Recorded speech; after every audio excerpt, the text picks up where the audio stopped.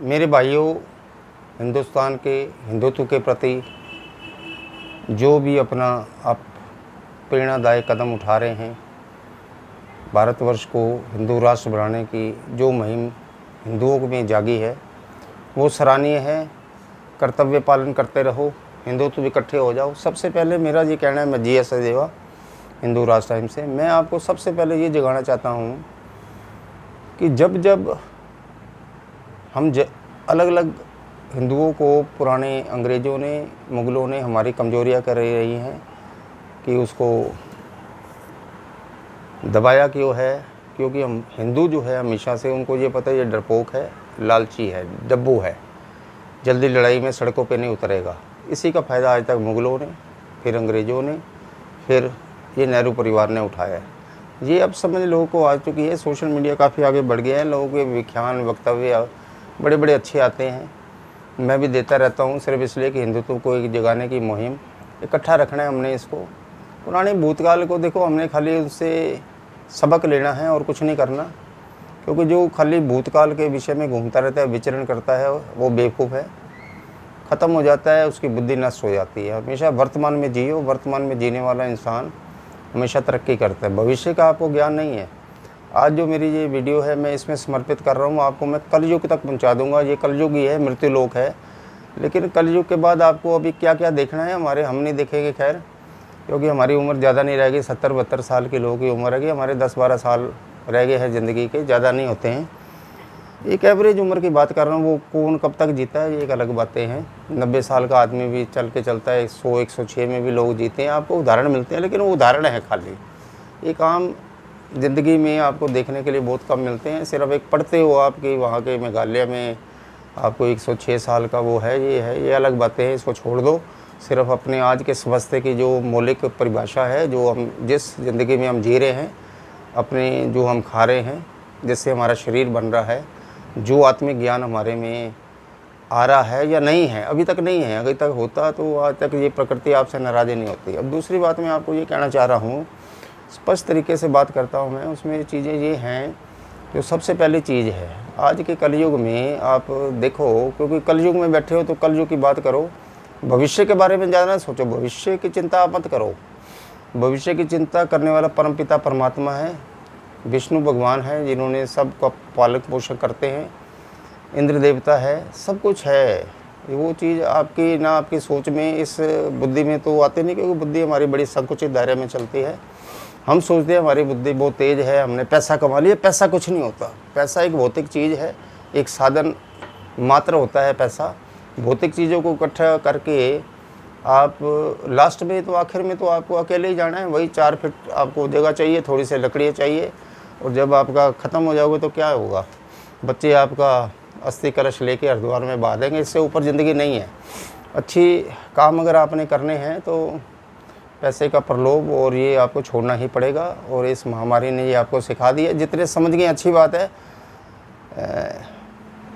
सब में थाट और माइंड नहीं होते। पढ़ा लिखा इंसान ही बड़ी जल्दी कैच करता है दो चीज़ को, और दूरदर्शी व्यक्ति जो होता है वो हमेशा कामयाब रहता है ज़िंदगी में। जिसको नज़र आ जाता है कि आगे आने वाला भविष्य क्या है, वो आज में भी सुख वर्तमान में ज़रूर ढूंढ लेता है। युवक है, इनमें काफ़ी शक्ति है, अगर वो शक्ति सही जगह लगी हो तो वो शक्ति है, नहीं तो बेकार है। मैं युवकों को हमेशा आह्वान करता हूं कि हिंदुत्व ये अपनी वाहिनी और जितने भी ये RSS के और विश्व हिंदू परिषद, बजरंग दल लगे हुए हैं, इनमें आपको एक संयोजकता, एक संगठन पैदा करो। संगठन पैदा करना ही एकमात्र उद्देश्य होना चाहिए। दाल रोटी तो दुनिया खा लेगी, दाल रोटी में इतना खर्चा नहीं होता। मैं आपको बता देता हूँ, खर्चा होता है 50,000 का। अगर आप सोफ़ा लोगे घर में, खर्चा उसका होता है, लेकिन 50,000 का अगर आप खाना और ये चीज़ें, आम कपड़े, और वो ज़्यादा जोड़े कपड़े भी रखने की कोई ज़रूरत नहीं होती। 5-6 पैंट और 5-7 कमीज़ों में सारी ज़िंदगी आप निकाल सकते हो। जब फट जाए फिर ले लेना, इसमें वेस्ट करने की ज़रूरत नहीं है। ये हमेशा से मैं कहता रहा हूँ, पैसे का संचय थोड़ा भविष्य के लिए करना चाहिए, ज़रूरी भी है, सारगर्भित भी है, होना भी चाहिए। मैं आपको ये बताना चाह रहा हूँ कि आपके कलयुग की मैं शुरुआत कर रहा हूँ, जिसमें आप बैठे हो मृत्युलोक में। कलयुग में जो भी आपको जो महात्मा नज़र आ रहे हैं, बड़े बड़े ज्ञानी हैं, जो ज्ञानी कहलाएंगे ज़रूर, आपको नज़र आ रहे हैं। चाहे आसाराम थे, सुधांशु महाराज थे, मैं किसी के ज़्यादा नाम नहीं ले रहा, कंट्रोवर्शियल बात हो जाती है कई बार। ज़रूरी नहीं होता किसी का नाम लेके कहने के, लेकिन संभालने के लिए 1-2 नाम बताने पड़ते हैं। जो वाक्य बोले जाते हैं उसमें कुछ ना कुछ उदाहरण भी देने पड़ते हैं। लेकिन ये आपको बड़े बड़े ज्ञानी आचार्य ये नज़र ज़रूर आएंगे, लेकिन ये कलुषित भाषा है इनकी, इनके मन में खोट है, आदर्शवादी नहीं है, इनसे आपको मिलेगा कुछ नहीं। ये अच्छी तरह समझ लेंगे। कल युग में आने वाले समय में आपको जो भी बड़े बड़े धर्मात्मा वो नज़र आएंगे, वो असल में धर्मात्मा नहीं है, उनकी प्रवृत्ति राक्षस होती जा रही है, उनकी सोच गलत तरीके से है, वो सिर्फ भौतिक चीज़ों में करते हैं। बहुत कम महापुरुष होते हैं, बहुत कम ढूंढने पे ही मिलेगा, हज़ारों में 2-4 ही मिलेंगे, ज़्यादा नहीं मिलेंगे। आप ज़्यादा संख्या लगाना बंद कर दो और इनके पीछे ज़्यादा संसारिक ज़्यादा होने की ज़रूरत नहीं है। धार्मिक अध्यात्म में आओ, आत्मा से पूछो कि क्या चीज़ ठीक है क्या गलत है। अब मैं दूसरी बात पे आ रहा हूँ, क्योंकि ये मेरा व्याख्यान कड़वा होगा, मैं आपको पहले बता के कर रहा हूँ। हो सकता है इसमें आलोचना किसी चीज़ की होती रहती है, आलोचना होना अच्छा भी होता है, क्योंकि आदमी कोई भी अपने परिदृश्य में सही नहीं होता है। ज़रूरी नहीं है कि आप जो कह रहे हो वही सही हो, लेकिन मैं कलयुग का आपको आने वाला भविष्य दिखा रहा हूँ, वो सुन लेना। मैं आपको ये कहना चाह रहा हूँ, आने वाले समय में आप ये देख लेना, ये कलयुग में ये जो कलयुग चल रहा है इस समय, इसकी जो आगे की अपर लिमिट है वो तो 2-3 हज़ार वर्ष आगे चलेगी। अभी सतयुग नहीं है। 2000-3000 के बीच में एक मैंने आपको एक रफली डाटा दे दिया है, जो मेरे पढ़ने से वेद व्यास में और चीज़ों में आता है।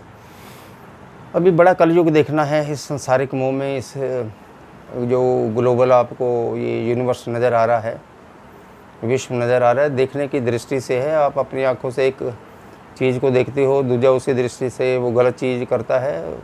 कई चीज़ें हैं ऐसी, तो वो देखने वाले की आंखों के ऊपर प्रतिबिंबित होता है कि वो देख क्या रहा है, सोच क्या रहा है। अब मैं इस विषय में आता हूँ। आने वाले समय में 2-3 हज़ार वर्ष जो कलयुग होगा, पहले तो आ जाओ आज के जो तापमान है। एक पीछे सर्वे आया कि 6000 सालों से जो सर्वे किया गया, उसमें ये था कि ये तापमान में जो चेंजेस हो रही हैं, जो इसमें परिवर्तन हो रहे हैं, ये इस पृथ्वी के लिए बहुत घातक हैं। आप देखो कि कई बार पानी जो है काफ़ी फुट नीचे जा चुका है। पानी की समस्या रहेगी आने वाले समय में, पानी के लिए लड़ाइयाँ होगी।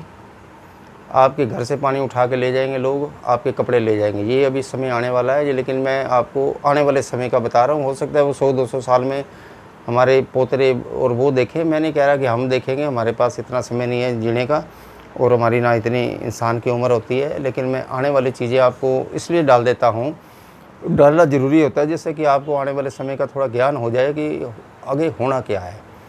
पहले तो मैं आपको ये बता दूं कि हमारे जो गिने हुए वेद हैं, टोटल आपको लोगों को अभी नहीं पता है। हमारे 4 जो वेद हैं, जो कि महर्षि दयानंद ने सनातन धर्म में लिखे थे, जिसमें आके आपके अर्थवेद, रघुर्वेद, सामवेद और यजुर्वेद हैं। 6 शास्त्र हैं हमारे, 18 पुराण हैं। 4 वेद, 6 शास्त्र, 18 पुराण, 60 नीतियाँ हैं हिंदुत्व के, जो वेदों ने शुरू से लिखी गई, उसको पढ़ो आप। 108 उपनिषद है। इसके बाद जो है हिंदुत्व को लिखना और वो समाप्त हो चुका था। भगवद गीता सबसे ऊपर है, मैं आपको बता दिया है। और भगवद गीता को मेरा एक आह्वान रहता है कि आपको हिंदुओं को एक अपनी एक होली बुक के रूप में ले लेना चाहिए। Bhagavad Gita is the best. उसको आप देखो, उसको आपको सारी चीज़ के जन्म मरण और ये सब चीज़ें नज़र आ जाएंगी, जो श्री कृष्ण जी ने अपने उद्गार में अर्जुन और उसको महाभारत की लड़ाई में सब कुछ समझाया है, लोगों को बताया है। लोगों को बताते रहते हैं, बाप बच्चों को समझाता रहता है, लेकिन लोगों को समझ नहीं आती है। इसका ध्यान करना आपको बहुत ज़रूरी है। अगर एक हिंदू है तो उसको 40 वर्ष के करीब नहीं, वैसे तो मैं कहता हूँ अभी बाद में वाली उम्र भी बड़ी कम रह जाएगी, वो मैं इसका व्याख्यान इसमें कर दूँगा। अध्ययन जरूर करना चाहिए इन वेदों का, इन शास्त्रों का, उपनिषद का। जितना भी आप ज्ञान प्राप्त करेंगे, आपकी जो है बुद्धि का उतना ही ज़्यादा विकास होगा। आने वाले समय में आप देखना, आप अपने आप को सबसे एक पैसा आपके पास अगर कम भी होगा कोई दिक्कत नहीं होती। पैसा कम होना मनुष्य की जो है योग्यता का सूचक नहीं होता। अच्छे आदमी हैं जिनके पास कुछ नहीं होता, लेकिन फिर भी हम उनको मानते हैं, उनके प्रवचन सुनने जाते हैं, सब कुछ करते हैं। अच्छाई ज़िंदगी में सबसे बड़ी है। महापुरुष किसी का होना ये सबसे बड़ा उसका द्योतक है कि उसमें कुछ ना कुछ ऐसी विशेषताएं हैं जो आम लोगों को नज़र नहीं आती अपने में, इसलिए वो जाते हैं। भीड़ भड़के में भी जाएंगे, प्रवचन सुनने जाएंगे, हज़ारों आदमी एक जगह एक टेंट में गर्मी में बैठते हैं, तो कोई कारण भी होते हैं। उस इंसान की प्रवृत्ति के बारे में सोचो, जो प्रवचन दे रहा है उसका सुनो, तो उसके सार तक पहुँचो। अब दूसरी बात ये आ रही है कि आने वाले कलयुग की थोड़ी मैं बात करना चाह रहा हूँ, और फिर बताऊँगा कि आपका इसका रिज़ल्ट क्या है। आज के समय के लिए बताऊँगा। आने वाले समय में चाहे वो 1000 साल बाद आना है। जो घोर कलयुग है वो 2000-3000 साल में फिर टोटल ख़त्म हो जाएगा। गंगा सूख जाएगी, गायों की दूध देना बंद कर देंगी, छोटे छोटे बच्चे, आपको मैं बता देता हूँ 20 साल आने वाले समय में, इसके बाद एक टाइम आएगा जिसमें ज़िंदगी, जैसे अब 70, 75, 100 भी बंदे जी रहे हैं, एक आएगा सिर्फ आपकी ज़िंदगी 50 साल से नीचे होगी, उसको 45 मान लो। 45 के बाद फिर आगे जो समय आएगा उसमें सिर्फ ज़िंदगी होगी 20 साल की। 7 साल की बच्ची माँ बनेगी और 10 साल का जो है लड़का बाप बनेगा, क्योंकि उसकी ज़िंदगी 20 साल की है। बुढ़ापा आ जाएगा, जल्दी ख़त्म हो जाएंगे लोग, ये मैं आपको बता दूँ। दूसरा इसके बाद मैं बताना ये चाह रहा हूँ, जितनी भी हत्याएँ होंगी जो आप आज देख रहे हैं, आप कानून व्यवस्था में बैठे हैं, उस समय कानून व्यवस्था कुछ नहीं होगी। चोर, जो छोटा चोर होगा, बड़ा चोर उसका माल ले जाएगा, हत्याएँ बहुत होंगी, सारा माहौल बहुत गड़बड़ा जाएगा। प्रकृति एकदम तुमसे इतनी नाराज़ हो चुकी होगी तब तक कि जो बड़ा डाकू होगा वो छोटे डाकू को खा जाएगा, हत्याओं का दौर होगा। गंगा अपने में समाहित होके अपने जहाँ से उसका अवतरित हुई थी वहाँ चली जाएगी। गायें आपको दिखना बंद हो जाएंगी आने वाले कलयुग में, बता रहा हूँ मैं आपको। इसके बाद घोर कलयुग होगा, मंदबुद्धि होगी, अज्ञानी लोग ज़्यादा होंगे और 10 दिशाएं उल्टी पड़ जाएंगी। जो आपको दिशाएं नज़र आ रही हैं जिसमें ये सूर्य, चाँद और ये सब कुछ है, ये ऐसे मध्यम, सूर्य भी इतना निकलेगा, मध्यम रोशनी से निकलेगा, चाँद की रोशनी भी आपकी कम हो जाएगी। और सत्य, पवित्रता, क्षमा, दया, ये लोगों के मन में ख़त्म हो जाएगी आने वाले, अभी है लेकिन आने वाले समय में बिल्कुल सच्चाई बंद हो जाएगी, झूठ का बोलबाला होगा, पवित्रता ख़त्म हो जाएगी, बदचलनी और बदचरित्र लोग होंगे, मानवता टोटल नष्ट हो जाएगी। और आपके इस समय ये देख लेना, भयंकर युद्ध होंगे देश के, एक दूसरे के लोग खा जाएंगे, पानी की लड़ाई होंगी, ये मैं पहले कह चुका हूँ। अब मैं आता हूँ कि इन सब का समायोजन करने से आप ये समझ लो कि आज आप बैठे हैं, आपके बच्चे, आपके पोते, आपके आगे दोतरे, जो आपके वंश चलेंगे, वंश के नाम धीरे धीरे ख़त्म होने शुरू हो जाएंगे, सब खत्म हो जाएगा। पृथ्वी एक ऐसा विकराल रूप ले लेगी जो कि आप देख नहीं पाएंगे, देखना भी नहीं चाहिए। आप क्या देख लोगे? जो इस समय ज़िंदा है वो कितने साल और ज़िंदा रहेगा, ये आपके सोचने का विषय है। परमात्मा ने एक अपनों को समय दिया हुआ है, उसी समय को देख के चलो और अच्छे कामों में अपना अगर आप लगाएंगे तो आपकी आत्मा भी शुद्ध रहेगी, मन शुद्ध रहेगा। सबसे आखिरी बात मैं कह के जाना चाह रहा हूँ, व्यक्ति को वेदों की ओर लौट आना होगा। अगर इस कलयुग में थोड़ी सी भी आपको ये नज़र आएगा कि मैं बचा सकता हूँ, तो वही आदमी बचाएंगे। Number of the peoples will go to learn Vedas, shastra, Bhagavad Gita, अपने अपने धर्म के लोग इतने माहिर होना पड़ेगा, तब आपको हरि कीर्तन करना है, भजन करना है, समाज सेवा करनी है, सनातन धर्म की ओर आना है। सबसे बड़ी बात मैं आपको बता रहा, सनातन धर्म, मैं हिंदुओं की बात नहीं कर रहा, सनातनी की बात कर रहा हूँ। सनातन धर्म की ओर आना है।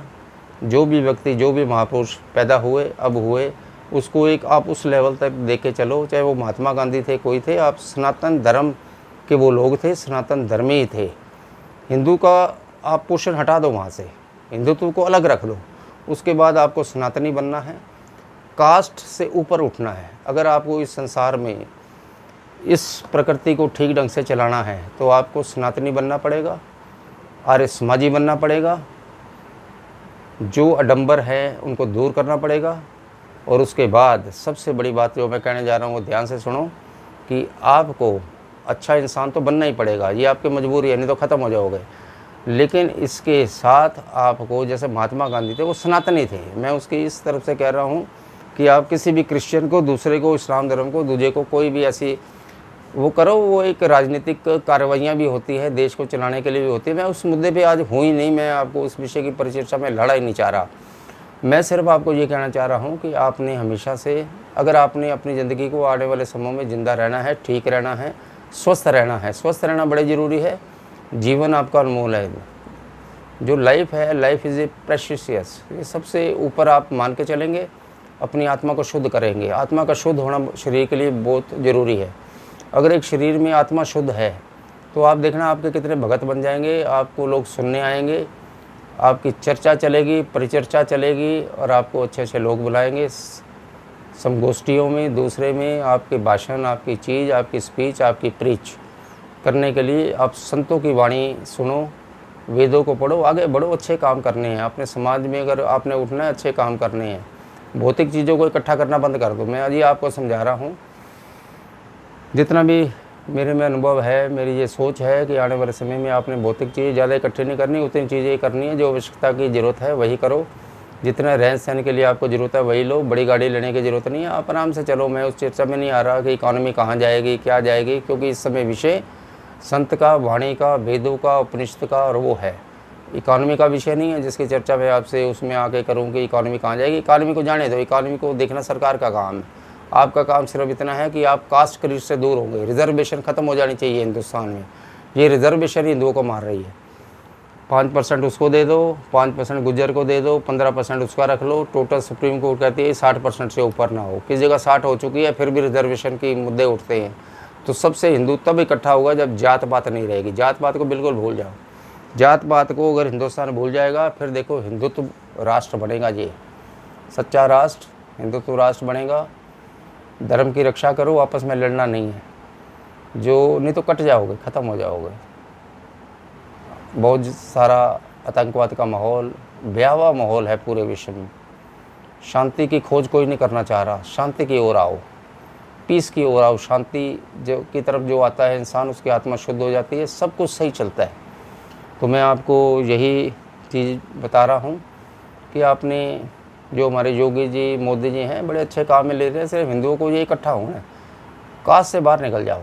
मैं ब्राह्मण, मैं वैश्य, मैं शूद्र, मैं दलित, भूल जाओ ना कि आप दलित हो। दलित काहे के हो? इंसान जब परमात्मा ने पैदा करा था, कोई कास्ट साथ में भेजी थी कि ये सचदेवा है, ये वर्मा है, ये शर्मा है? छोड़ दो इन बातों को। आप कोई भी नहीं हो, आप सिर्फ एक इंसान हो। परमात्मा ने जब एक सृष्टि की रचना करी, एक इंसान को पैदा करा था, कास्ट को पैदा नहीं करा था। प्रकृति की रचना में तो कभी देश भी नहीं बने थे, देश भी हमने बाद में बनाए। जो चीज़ ओरिजिन है, origin is the basic value of your life. मूल सिद्धांत है, बेसिक एलिमेंट्स हैं, उसको पढ़ो, उसको समझो, तब आप देखना आप कहाँ तक पहुँचता है, हमारा देश कहाँ तक पहुँचता है। मैं अध्याय को यहीं ख़त्म करता हूँ। आने वाले समय में अच्छे अध्यात्म, आत्मा से संबंधित, मन से संबंधित, मस्तिष्क से संबंधित, देश की अर्थव्यवस्था, विश्व की पिपासा जो शांति की ओर आना तो चाहती है, आ नहीं रही है, उसकी ओर कुछ सारगर्भित भेद मैं आपको देता रहूँगा अपने वीडियोज़ में। मैं सिर्फ ये चाहता हूँ ग्रुप वगैरह में शेयर करो, जो व्हाट्सएप ग्रुप में भेजता हूँ, फेसबुक में भेजता हूँ, यूट्यूब में जाते हैं, उसको अच्छे से देखो, कमेंट करो, उसमें अपनी चीज़ें भी बताओ कि हमारी वीडियो कैसे लगी है। और उसमें कोई आपके अपोजिट वैल्यूज़ भी होते हैं। आदमी का हर दिमाग है, चलना चाहिए, करना चाहिए। कमेंट्स करो, you have to comments my video and share the videos. Om Hari Om, Hari Om. इस देव की पूजा हमेशा आप करते रहें। आपका जीवन शांतमय हो, अच्छा हो। भोले बाबा, परमात्मा, देव शक्ति से हमेशा मैं सबके लिए मांगता हूँ। नमो शिवाय, नमो शिवाय।